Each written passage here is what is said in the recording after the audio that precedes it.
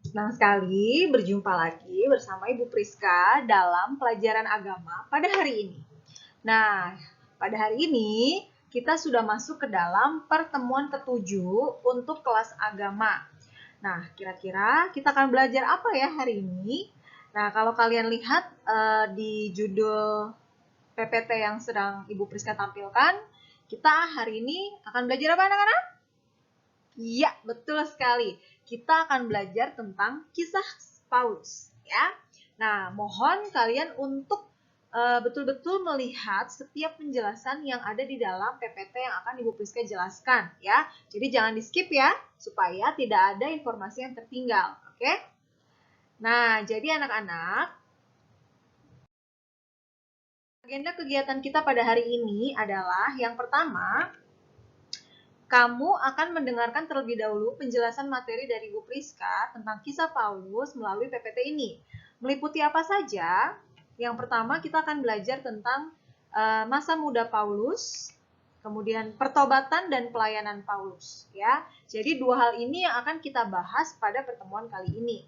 Nah, setelah kalian mendengarkan penjelasan materi dari Bu Priska, kalian akan Ibu Priska berikan sebuah artikel yang berjudul Kisah Kehidupan Paulus, ya. Nanti Bu Priska akan lampirkan di Google Classroom. Nah, anak-anak bisa download dan print kisah kehidupan Paulus ini, lalu anak-anak bisa baca di rumah dan disimpan untuk bahan belajar, ya. Nah, melalui artikel ini juga nanti kalian akan Bu Priska berikan tugas mandiri yang harus kalian kerjakan pada hari ini, ya.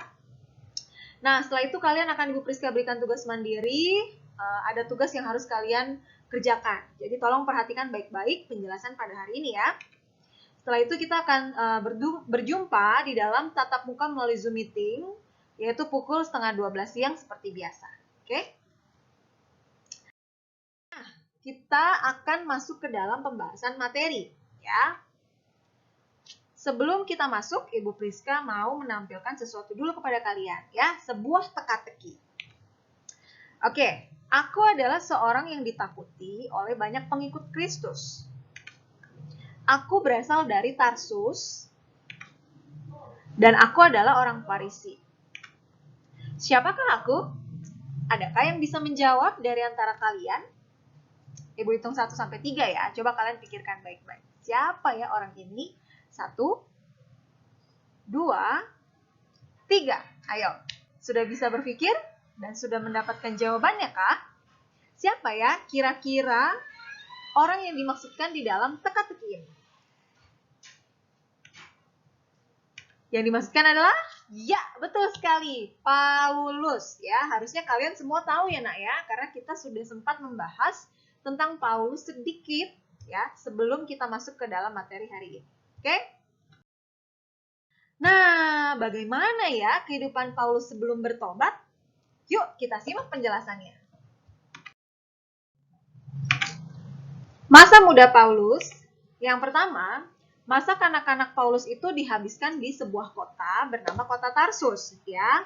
Nah, masa mudanya itu sampai kepada awal kedewasaannya, Paulus itu hidup di Yerusalem. Nah, sebelum namanya diganti menjadi Paulus, sebelumnya Paulus itu disebut bukan Paulus ya, tetapi Saulus, begitu ya. Nah, ketika dia sudah bertobat, maka nama Saulus itu diganti menjadi Paulus ya. Kemudian setelah itu, orang tua Paulus juga merupakan orang-orang Yahudi atau Farisi yang sekaligus merupakan warga negara Roma. Nah, sewaktu masih sangat muda, orang tua Paulus itu memutuskan agar Saulus itu harus menjadi seorang rabi. Rabi itu adalah sebutan untuk guru hukum Taurat, ya. Jadi dari kecil Paulus itu sudah diputuskan untuk menjadi seorang rabi atau seorang guru hukum Taurat. Makanya tidak heran kalau Saulus begitu ya, dia ada begitu banyak hal yang harus dia pelajari begitu ya, karena tentu saja menjadi seorang guru pasti banyak hal yang harus dipelajari begitu ya. Nah, kemudian setelah itu tidak lama kemudian Saulus atau Paulus begitu ya. Saulus ya, sebelum dia bertobat namanya disebut Saulus. Dia dikirim dari Tarsus ke pusat dunia Yahudi, yaitu Yerusalem. Kemudian kalau nanti kamu baca di dalam artikel yang Ibu Priska sudah berikan di dalam Google Classroom, kamu akan menemukan beberapa penjelasan yang lebih detail lagi tentang masa muda Paulus ya. Jadi kalian harus betul-betul membacanya dengan baik. Jadi Paulus ini ya, dia itu mendapatkan tiga pengaruh utama, yaitu pada masa mudanya ya, yaitu agama Yahudi, filsafat Yunani, dan agama-agama rahasia begitu ya. Nah, tentu saja ketiga hal ini sangat mempengaruhi pada masa muda Paulus begitu ya. Dan Paulus juga mencatat kemajuan yang baik dalam studinya di Yerusalem gitu ya. Jadi menurut Paulus sendiri, dia adalah seorang murid yang sangat berhasil. Ia menjadi begitu penting sehingga ketika orang-orang Kristen diadili oleh karena iman mereka, dia diberi hak memberi suara terhadap mereka, baik dalam jemaat sinagoge ataupun di dewan tertinggi orang Yahudi, yaitu di Sanhedrin ya. Jadi kita bisa mengetahui bahwa Paulus ini mendapatkan tiga pengaruh utama selama masa mudanya, yaitu agama Yahudi, filsafat Yunani, dan agama-agama rahasia.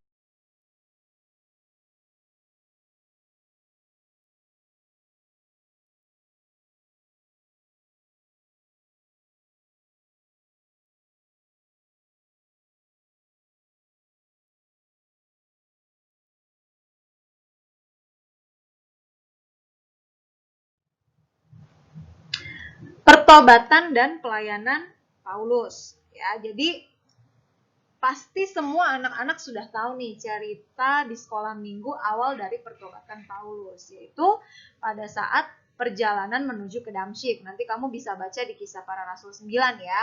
Jadi pada saat itu Paulus ini ya. Paulus ini kan adalah seorang Farisi yang taat ya, seorang penganiaya jemaat yang luar biasa giat. Saat menganiaya Stefanus, kalian masih ingat kan Stefanus ya? Nah, pada saat itu Saulus tuh hadir dan menyetujui tindakan untuk melemparkan batu kepada Stefanus hingga mati. Nah, semangat untuk melakukan penganiayaan berkobar sehingga suatu saat dalam perjalanan menuju kota Damsyik, dia berjumpa dengan Tuhan Yesus dan menjadi buta pada saat perjalanan ke kota Damsyik ya.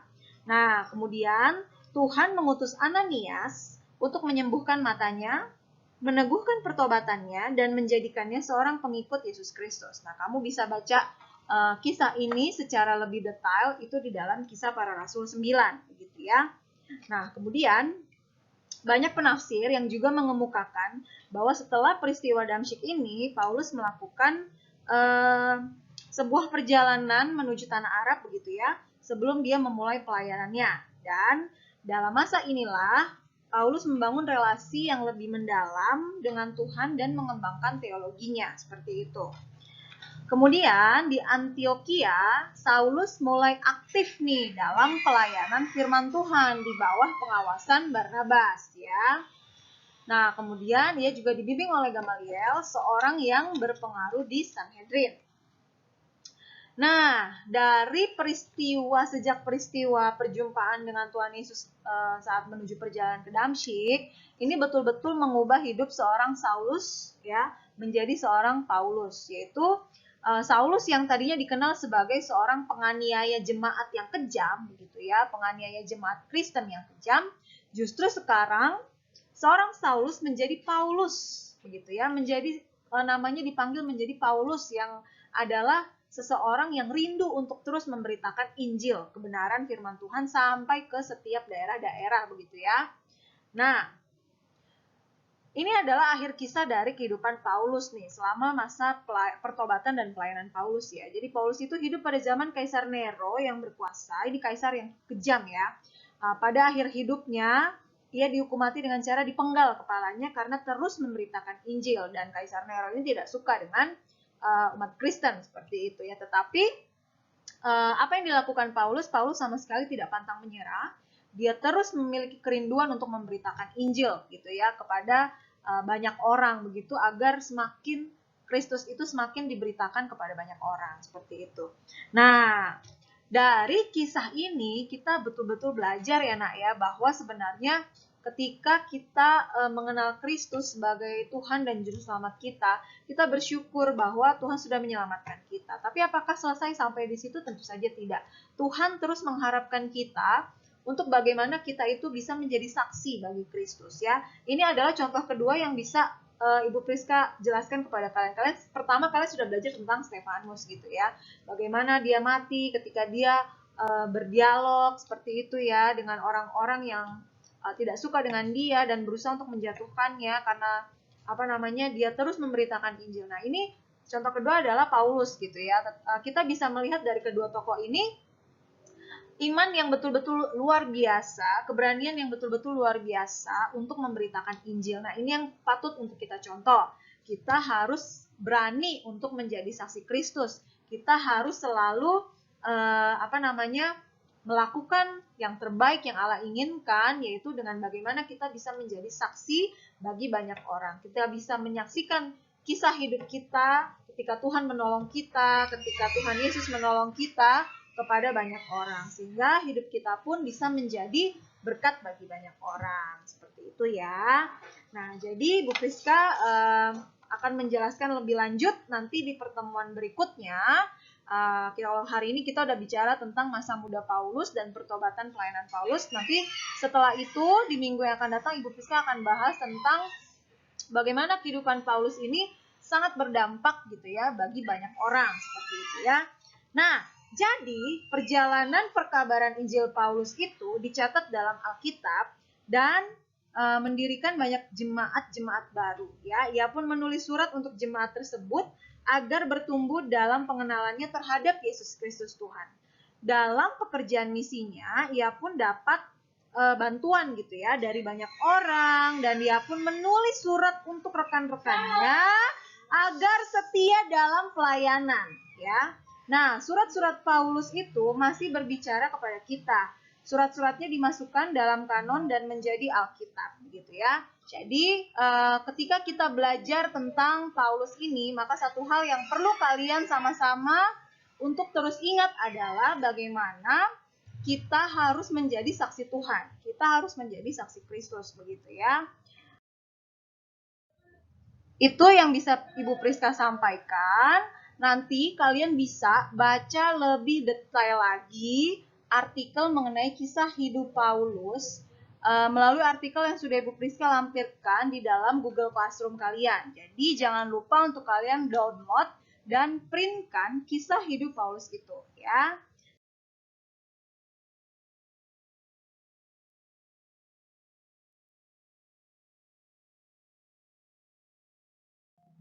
Oke anak-anak. Setelah kamu mendengarkan penjelasan dari Bu Priska dan membaca artikel yang sudah Bu Priska kirimkan melalui Google Classroom, maka kamu bisa mengerjakan kedua pertanyaan ini. Ya, yang pertama, ceritakan kehidupan Paulus sebelum bertobat dengan menggunakan bahasamu sendiri. Tulis dalam bentuk paragraf sebanyak 10 kalimat. Yang kedua, jelaskan dengan kata-katamu sendiri peristiwa pertobatan Paulus. Kamu juga bisa menulisnya dalam bentuk paragraf sebanyak 10 kalimat. Ya, jadi kamu jangan menyalin apa yang ada di dalam artikel, tetapi gunakan dengan bahasamu sendiri supaya kamu bisa lebih mengerti, ya, bagaimana kamu menceritakan kehidupan Paulus sebelum bertobat dan bagaimana peristiwa pertobatan seorang Paulus. Oke? Nah, kedua pertanyaan ini akan kamu kerjakan di dalam buku tulis agama. Lalu kamu sampaikan hasil kerjamu nanti pada saat kita berjumpa di dalam tatap muka Zoom pada pukul 11.30. Oke, sekian pemaparan materi yang bisa Ibu Priska jelaskan pada hari ini. Kiranya kalian bisa mengerti dan terus kalian belajar untuk bagaimana bisa menjadi saksi Kristus dimanapun kita berada. Tuhan Yesus memberkati.